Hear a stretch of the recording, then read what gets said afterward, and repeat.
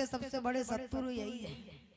इस तरीके से रहते हैं और दूसरे से जो कोई नहीं है उनसे बड़े अच्छे से रहते हैं, बड़े प्रेम से, बड़े भाव से रहते हैं। जो अपने हैं उन अपनों को शत्रु बना बैठे। ऐसे यहाँ के लोग हैं। मालूम,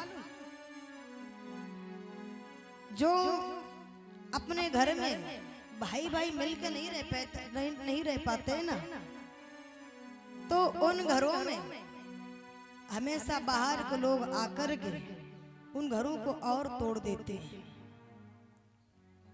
क्योंकि मालूम, ऐसे एक बार एक पिताजी के यहाँ 4 पुत्र थे, चारों बड़ा झगड़ा करते थे, बहुत झगड़ा करते थे। तो वे पिता जो थे उन्होंने कहा, बेटा तुम चारों वन में जाओ, एक लकड़ी का गट्ठा बना के लेके आओ। वो चारों वन में गए, एक बड़ा सा लकड़ी का गट्ठा बना के लेके आए। पिता ने कहा, यहाँ रखो, ऐसा करो, ये जो लकड़ी का गट्ठा है ना बड़ा सा, इसे एक साथ में तोड़ दो, एक साथ में तोड़ दो, जो भी तोड़ देगा हम उसे समझेंगे कुछ और ही, तोड़ दो। तो वे चारों प्रयास करते रहे, लेकिन लकड़ी का गट्ठा एक साथ टूटा नहीं। फिर पिता ने कहा, अच्छा एक साथ तो नहीं टूटा है, नहीं टूट सका, अब तुम इसे छोड़ करके इसकी गांठ अलग अलग करके तोड़ो। तो फिर ऐसे ही किया, और उन चारों ने लकड़ी गट्ठे को छोड़ करके उसे खोल करके फिर अलग अलग करके तोड़ देते। जितनी लकड़ियां थी सारी लकड़ियां टूट गई। जब सारी लकड़ियां तोड़ दी तो पिता ने कहा, बेटा कुछ समझ में आया? बोले नहीं।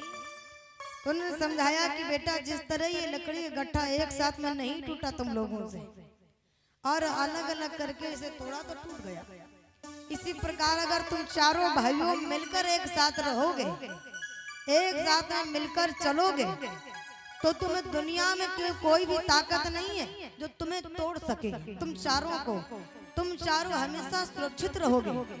अगर तुम चारों अलग अलग हो गए, फूट गए, तो तुम सब तोड़ दिए जाओगे।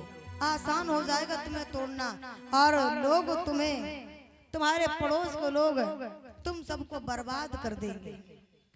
तो हमेशा बंद के रहना सीखो। जैसे झाड़ू होता है, झाड़ू, और झाड़ू क्या करता है, जब तक वो बंधा होता है तो कचरे को झाड़ कर बाहर फेंकता है, कचरे को, और झाड़ू वही खुल जाता है तो फिर वो खुद उसी कचड़े में जाकर मिल जाता है, उसे दूसरे आकर झाड़ कर फेंक देते हैं।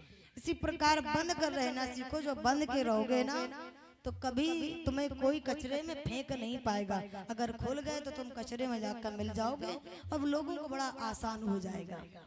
इसलिए भगवान श्री कृष्ण समझाते हैं कि मैया ये दुनिया बड़ी बेढंग की है और तुम इंद्र की पूजा करने जा रही हो। वो इंद्र कोई भगवान नहीं है।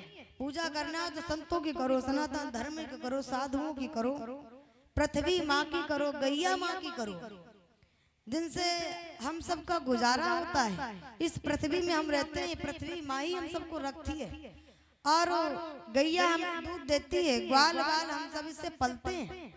इसलिए हमें इंद्र की पूजा नहीं करनी चाहिए। यशोदा बोली, लाला तेरे कहने से क्या होता है, गांव में और कोई लोग तो कहें। कन्हैया गांव में जाके सबसे सलाह लेते, नंद बाबा को बैठाया गया, सबने कहा, जब सबने इस बात पे सहमति दी कि हाँ चलो कृष्ण की बात मानते हैं और इंद्र की पूजा नहीं करेंगे, तो सभी जितनी ब्रजवासियां थी वो सब लेके मेवा मिष्टान गई और जाके पृथ्वी माँ की, गैया माँ की पूजा करने लगी।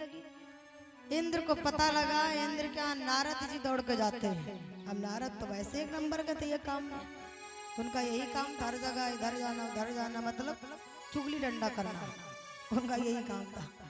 तो नारद जी जाके पहुंच गए और नारद जी जाके कहने लगे, अरे इंद्र क्या कर रहे हो तुम यहाँ।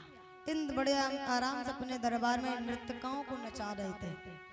नारद जी जाके कहते हैं, इंद्र तुम तो यहाँ नृत्यकाओं को नचा रहे हो, बहुत मगन हो, तुम्हें कुछ पता है, कुछ खबर मिली है क्या। नारद जी कहने लगे, अरे तुम्हें पता है तुम्हारी जो पूजा हुआ करती थी, आज वो तुम्हारी पूजा नहीं हो रही है। क्यों? क्यों नहीं हो रही? मैंने ईश्वर तो देखा ही नहीं, ध्यान ही नहीं दिया। नारद जी कहने लगे कि इंद्र, नंद का कोई लड़का है, उसने सारे ब्रजवासियों को बहका दिया, तब तुम्हारी पूजा ना होकर के ब्रज की पूजा हो रही है, पृथ्वी माँ की हो रही है, अब तुम्हारी याद से नहीं होगी।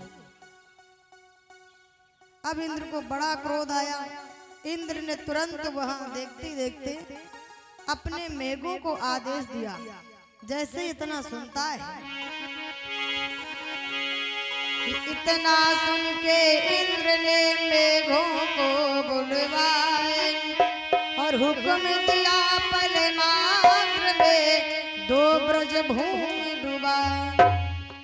इंद्र ने कहा जाओ, जाकर के सारे ब्रज को डुबा दिया जाए और त्राही त्राही मचा दो। ब्रज बचना नहीं चाहिए, उनको एहसास हो जाए कि मेरी पूजा ना करने का परिणाम क्या हो।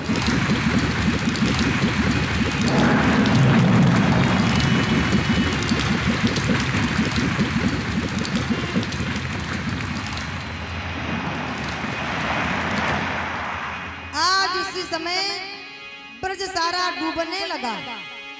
मेघों के कहने के द्वारा जोरों से बरसात होने लगी।